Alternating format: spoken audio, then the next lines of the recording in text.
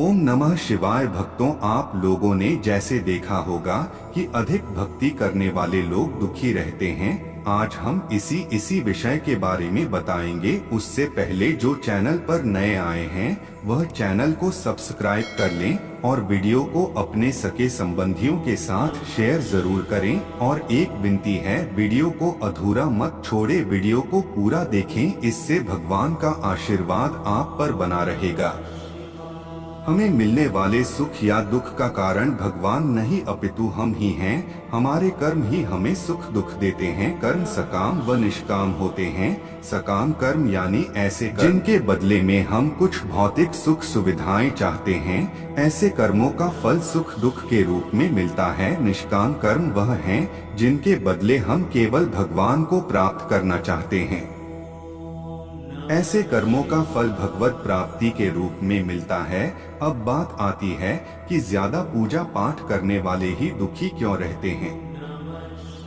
इसका सीधा सा उत्तर यह है कि ज्यादा पूजा पाठ करने वाला भक्ति के स्वरूप को नहीं समझने के कारण पूजा पाठ तो करता है, लेकिन वह अनजाने में सकाम पूजा ही करता है, जिसका फल उसे सुख दुख के रूप में ही मिलता है। ज्यादा पूजा पाठ करने वाला बेशक ज्यादा पूजा पाठ या भक्ति करता हुआ नजर आता है, लेकिन वह कर्मकांड को ठीक से नहीं करना जानता है। ऐसे में गलती पर गलती करता जाता है। बेशक वह कहता है कि वह कुआं खोदने की बात करता है, लेकिन असल में वह खाई ही खोद रहा होता है। वह यह तो कहता है कि वह बहुत सारी दुनिया भर की पूजा पाठ या मेहनत कर रहा है, लेकिन असल में तो वह अपनी मेहनत बेकार ही कर रहा होता है। बेशक ऐसा करने में उसका सारा परिश्रम निष्फल चला जाता है। तो एक बात तो यह हुई कि सकाम कर्मों का फल सुख या दुख के रूप में मिलता है। हो सकता है कि उसके पूर्व कर्मों की वजह से उसकी जिंदगी में दुख बहुत लिखे हों और पूजा पाठ से बेशक कम हुए हों, लेकिन फिर भी आप यही सोच रहे हों कि भगवान हमें इतनी पूजा पाठ के बाद भी दुख ही दे रहे हों। और दूसरी बात यह है कि आप गलत तरीके से या बिना विधि विधान के जाने ही पूजा पाठ कर रहे हों। आप बेशक अत्यधिक पूजा पाठ कर रहे हों, लेकिन उनका प्रभाव उल्टा या निष्फल हो रहा हो लगता है। यहाँ तक आपको सब समझ आ गया होगा।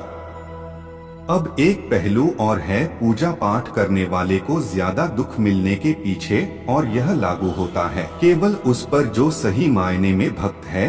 यह पहलू ही विशेष है। इसलिए इसके लिए आप एक बार फिर से यह जान लीजिए कि भक्ति क्या है और भक्त कौन है। संध्या वंदन, योग, ध्यान, तंत्र, ज्ञान, कर्म के जैसे ही भक्ति भी मुक्ति का एक मार्ग है। भक्ति भी कई प्रकार की होती है। इसमें श्रवण, भजन, कीर्तन, नाम जप, स्मरण, मंत्र जप, पाद सेवन, अर्चन, वंदन, दास्य, सख्य, पूजा, आरती, प्रार्थना, सत्संग आदि शामिल हैं। इसे नवधा भक्ति कहते हैं। बहुत बार ऐसा देखने को मिलता है, जो ज्यादा भगवान का पूजा पाठ करता है वही सबसे ज्यादा दुखी होता है, जबकि कोई नास्तिक आदमी जो भगवान को नहीं मानता, कभी पूजा पाठ नहीं करता, कभी संतों का संग नहीं करता, वह सबसे ज्यादा सुखी जीवन जीता है। यह सब चीजें देखकर कभी कभी तो ऐसा लगता है कि भगवान ही गलत है, भगवान का न्याय ही गलत है। यह कोई कहानी नहीं है, ऐसा हर किसी के साथ होता है। चलिए आज मैं आपको इसके पीछे का कारण बता देता हूँ। आखिर क्यों भगवान को मानने वाला व्यक्ति सबसे ज्यादा दुखी होता है। इससे संबंधित एक पौराणिक कथा के अनुसार एक गुरु के दो चेले थे। दोनों ही पढ़े लिखे विद्वान थे। दोनों में फर्क सिर्फ इतना था, एक भगवान को मानने वाला था और दूसरा भगवान को न मानने वाला नास्तिक था। एक ऐसा था जहाँ पर भगवान की कथा होती थी, जहाँ सत्संग होता था, जहाँ भजन होता, वहाँ दौड़ के चला जाता और भगवान की पूजा पाठ करने लगता। दूसरा शिष्य इन सब चीजों से काफी दूर था। वह शराब पान भी करता था, वेश्याओं के साथ गमन करता था, सारी बुरी आदतें दूसरे शिष्य में थी। एक दिन क्या हुआ, एक शिष्य शराब पीकर अनाप शनाप बोलते हुए रास्ते में पैदल चलते हुए अपने घर को जा रहा था। अचानक उसको रास्ते में पैसों से भरा एक बैग मिल जाता है। उसकी खुशी का कोई ठिकाना नहीं रहता। वह जोर जोर से चिल्लाते हुए सबको बताता, मुझे आज पैसों से भरी बैग की थैली मिल गई, मेरा जीवन सफल हो गया, इन पैसों से अपने जीवन की आवश्यकताओं की पूर्ति करूंगा। वही दूसरा मित्र मंदिर से भजन करते हुए अपने घर को जा रहा था। अचानक उसकी पैर में एक बड़ी कील चुभ जाती है, रक्त निकलने लगता है। ठीक उसी समय दूसरा शिष्य भी वहीं पहुंचता है और हंसते हुए उसको बोलने लगता है, क्यों तुम ही हो ना जो सबसे ज्यादा पूजा पाठ करते हो, भगवान का भजन करते हो, क्या दिया तुम्हारे भगवान ने तुम्हें मुझे? देखो, मैं कभी मंदिर नहीं गया, मैंने कोई भी काम अच्छा नहीं किया, मेरे घर में भगवान का मंदिर भी नहीं है, मैंने कभी अपने घर में सत्यनारायण की कथा नहीं कराया, भगवान के सामने कभी माथा नहीं टेका, फिर भी मैं कितना संपन्न हूँ, अमीर हूँ, मेरे पास पैसों की कोई कमी नहीं है, सबसे ज्यादा सुखी जीवन में ही जी रहा हूँ। अच्छे शिष्य को उसकी बात चुभने लगी। उसने मन ही मन विचार किया, हाँ यह तो सच बोल रहा है, मैं कितना पूजा करता हूँ, मैं कितना भगवान को याद करता हूँ, फिर भी मैं इतना दुखी हूँ, और वह कुछ नहीं करता फिर भी कितना सुखी है। इतना सोचते हुए वह अपने गुरु के पास चला जाता है और यही प्रश्न गुरु से करता है।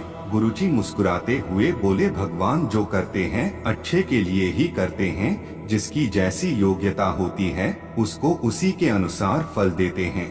अब तुम्हारे प्रश्नों का उत्तर तुम जानते हो, भगवान ने तुम्हारे पैर में कील क्यों चुभाई और उसको पैसों से भरी हुई बैग क्यों मिली। सुनो, तुमने पिछले जन्म में बहुत पाप किया था, इसलिए तुम्हारी आज मौत होने वाली थी, तुम बच गए क्योंकि तुम मंदिर गए थे, तुमने भगवान की पूजा की थी, यही एक कारण है कि तुम्हारी मौत न होकर सिर्फ एक कील चुभी। अब तुम्हारे मित्र की बात करते हैं। पूर्व जन्म में वो एक संत महापुरुष था, इसलिए उसकी आज किस्मत बदलने वाली थी, करोड़ों के संपत्ति का मालिक बनने वाला था, मगर इस जन्म में उसने कोई भी अच्छा काम नहीं किया, इसलिए पूर्व जन्म के फल के अनुसार उसको थोड़े पैसे ही मिले, जबकि वो अरबों के संपत्ति का मालिक बनने वाला था। भगवान को दोष देना छोड़ दो, अपने वर्तमान के समय का सदुपयोग करो, भविष्य अपने आप सुधर जाएगा। डिस्क्लेमर: इस लेख में दी गई जानकारियां और सूचनाएं माध्यमों, ज्योतिषियों, पंचांग, प्रवचनों, मान्यताओं, धर्म ग्रंथों से संग्रहित कर ये जानकारियां आप तक पहुंचाई गई हैं। स्पिरिचुअल मोटिवेशन टीवी इनकी पुष्टि नहीं करता है। हमारा उद्देश्य महज सूचना पहुंचाना है। अगर आपको वीडियो अच्छी लगी हो तो चैनल को सब्सक्राइब करें और वीडियो को शेयर करें। हर हर महादेव। ओम नमः शिवाय।